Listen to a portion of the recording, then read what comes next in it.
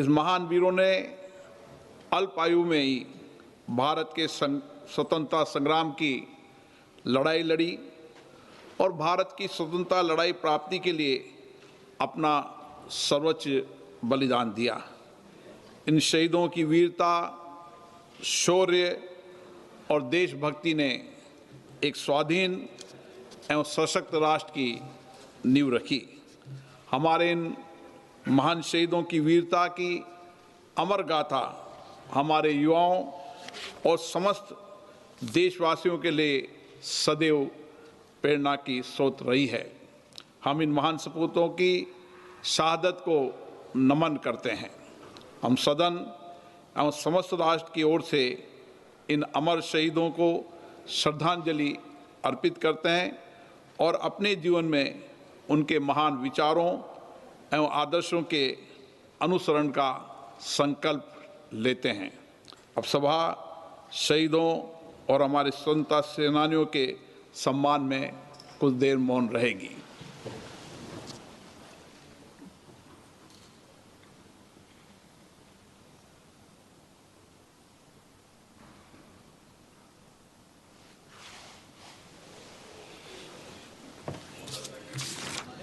प्रश्नकाल प्रश्न संख्या 421 श्री राजमोहन उन्नीथान। माननीय मंत्री महोदय की पटल पर उत्तर रखा गया। Shri Mallu Ravi,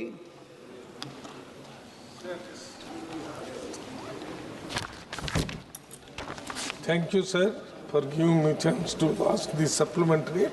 Sir, will the Minister of Education be pleased to state whether any of the universities from the state of Telangana have been shortlisted or under consideration for recognition as global education hub institutions?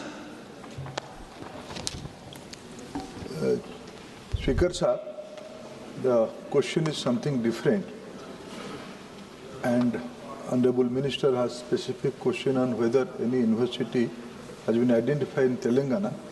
Sir, today the question is something else. Shri Vishnudutt Sharma. माननीय अध्यक्ष महोदय, मैं आपके माध्यम से माननीय मंत्री जी से अनुरोध करना चाहता हूं कि खजुराहो बुंदेलखंड का केंद्र है और उच्च शिक्षा विस्तार के क्षेत्रीय समानता को सुदृढ़ करने के माध्यम के लिए मैं माननीय मंत्री महोदय से अनुरोध करना चाहता हूं कि माननीय प्रधानमंत्री जी का बुंदेलखंड की जनता पर फोकस है और उन बुंदेलखंड के विकास के लिए वो लगातार प्रतिबद्ध हैं और लगातार बुंदेलखंड की प्रगति आगे देश के अंदर बढ़ रही है। लेकिन उच्च शिक्षा का कोई बड़ा केंद्र नहीं होने के कारण खजुराहो बुंदेलखंड का एजुकेशन का हब बन सकता है। मैं माननीय मंत्री महोदय से अनुरोध करना चाहता हूं कि एनआईटी से लेकर ऐसे कोई उच्च शिक्षा संस्थान की स्थापना अगर खजुराहो के अंदर योजना है या ऐसी योजना हो सकती है तो वहां के युवाओं के लिए, वहां की जनता के लिए एक बड़ा अवसर मिलेगा। यही मैं आपके माध्यम से अनुरोध करना चाहता हूं।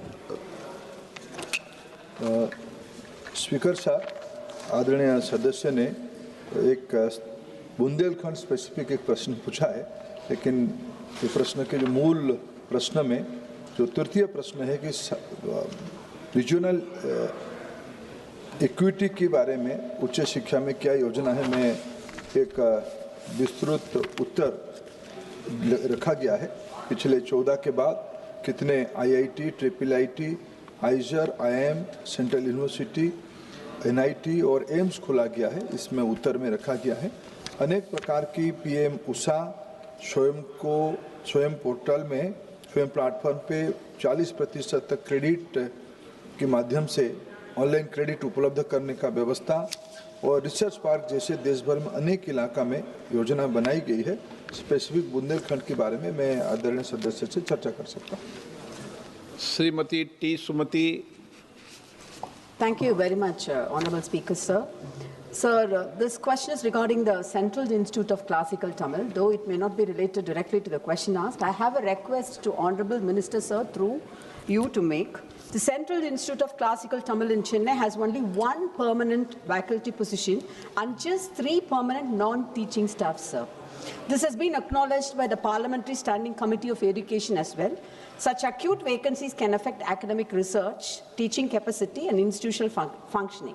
Hence, I request the Honourable Minister, through you, sir, when does the government propose to fill all permanent faculty and staff vacancies at the Central Institute of Classical Tamil, sir? Thank you. Chairman sir, this is a separate question. Question number 422. C. Matheshran V.S. 422. माननीय मंत्री महोदय, Answer is laid on the table, sir. Shrimati D Punyadeshwari ji. Sir, I have requested for a supplement for 424, sir. इसमें नहीं पूछना चाहते आप? नहीं, 424 से सर, चौथी ओके। प्रश्न। दर्शन सिंह चौधरी। अध्यक्ष महोदय, मैं आपके माध्यम से माननीय मंत्री महोदय से यह पूछना चाहता हूं कि हमारे नरसिंहपुर नर्मदापुरम लोकसभा क्षेत्र में पिछले वर्षों में विभिन्न मदों में के अंतर्गत कुल कितना अनुदान प्रदान किया गया है, कृपया वर्षवार और योजनावार, और जिससे कि हमारे लोकसभा क्षेत्र में विशेष सहायता मिल सके। धन्यवाद। हर देश की संसद सदस्यों के अनुदान की राशि थोड़ी पता चलेगी। सर, वैसे भी ये क्वेश्चन केरला के हैं। Kerala pertaining question second. Manickam Tagore. Thank you, sir. Honorable Minister has said that no dues is pending, but in the data submitted by the Honorable Minister shows a sharp mismatch between allocation and actual release. In Kerala, total grants have fallen from 22,559 crores in 21-22 to just 3,332 crores in 25-26, with only 1,064 crore actually released. Key sectors like urban local bodies, health and disaster mitigation are seeing partial or zero release despite approved allocations. At the same time, Tamil Nadu has consistently raised concerns over declining central transfers, tightened conditionalities, reduced physical space despite being a major contributor to the national economy. Okay. Is the government indirectly restricting fund releases to states through conditions and delays, or will the Honourable Minister clearly explain why approved allocations are not fully released to states like Kerala and Tamil Nadu? Thank you, sir. Sir, to approve an amount is one thing, sir. After that, the state draws the money, first tranche, uses it, and then gives us a utilization certificate, then we release the second. Sometimes even the first one doesn't come. For instance, there is a specific case I would